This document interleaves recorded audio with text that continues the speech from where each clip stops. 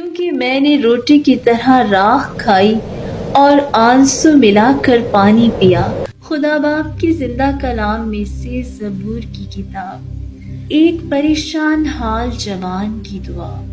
زبور 102۔ مصیبت زدہ کی دعا جب وہ افسردہ دل ہو کر خداوند کے حضور اپنا رونا روتا ہے۔ اے خداوند میری دعا سن اور میری فریاد تیرے حضور پہنچے۔ میری مصیبت کے دن مجھ سے روپوش نہ ہو، اپنا کان میری طرف جھکا۔ جس دن میں فریاد کروں مجھے جلد جواب دے، کیونکہ میرے دن دھوئیں کی طرح اڑے جاتے ہیں اور میری ہڈیاں ایندھن کی طرح جل گئیں۔ میرا دل گھاس کی طرح جھلس کر سوکھ گیا، کیونکہ میں اپنی روٹی کھانا بھول جاتا ہوں۔ کراہتے کراہتے میری ہڈیاں میرے گوشت سے جا لگیں۔ میں جنگلی حواسل کے مانند ہوں، میں ویرانے کا الو بن گیا۔ میں بے خواب اور اس گوہرے کی مانند ہو گیا ہوں جو چھت پر اکیلا ہو۔ میرے دشمن مجھے دن بھر ملامت کرتے ہیں، میرے مخالف دیوانہ ہو کر مجھ پر لعنت کرتے ہیں، کیونکہ میں نے روٹی کی طرح راکھ کھائی اور آنسو ملا کر پانی پیا۔ یہ تیرے غضب اور قہر کے سبب سے ہے، کیونکہ تو نے مجھے اٹھایا اور پھر پٹک دیا۔ میرے دن ڈھلنے والے سائے کی مانند ہیں اور میں گھاس کی طرح مرجھا گیا ہوں۔ لیکن تو اے خداوند ابد تک رہے گا اور تیری یادگار پشت در پشت رہے گی۔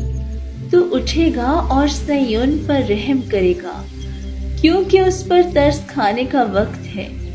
ہاں، اس کا معین وقت آ گیا ہے، اس لیے کہ تیرے بندے اس کے پتھروں کو چاہتے اور اس کی خاک پر ترس کھاتے ہیں۔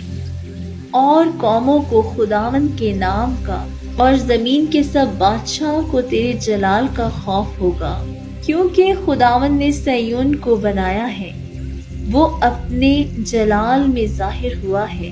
اس نے بے کسوں کی دعا پر توجہ کی اور ان کی دعا کو حقیر نہ جانا۔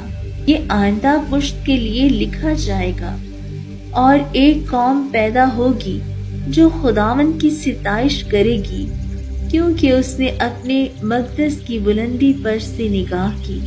خداوند نے آسمان پر سے زمین پر نظر کی، تاکہ اسیر کا کرانہ سنے اور مرنے والوں کو چھڑا لے، تاکہ لوگ صہیون میں خداوند کے نام کا اظہار اور یروشلم میں اس کی تعریف کریں۔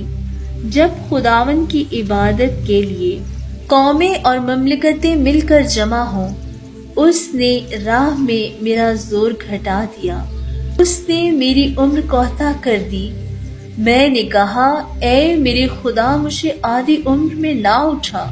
تیرے برس پشت در پشت ہیں، تو نے قدیم سے زمین کی بنیاد ڈالی۔ آسمان تیرے ہاتھ کی صنعت ہیں، وہ نیست ہو جائیں گے پر تو باقی رہے گا، بلکہ وہ سب پوشاک کی مانند پرانے ہو جائیں گے۔ تو ان کو لباس کی مانند بدلے گا اور وہ بدل جائیں گے، پر تو لا تبدیل ہے اور تیرے برس لا انتہا ہوں گے۔ تیرے بنداؤں کے فرزند برقرار رہیں گے اور ان کی نسل تیرے حضور قائم رہے گی۔ آمین۔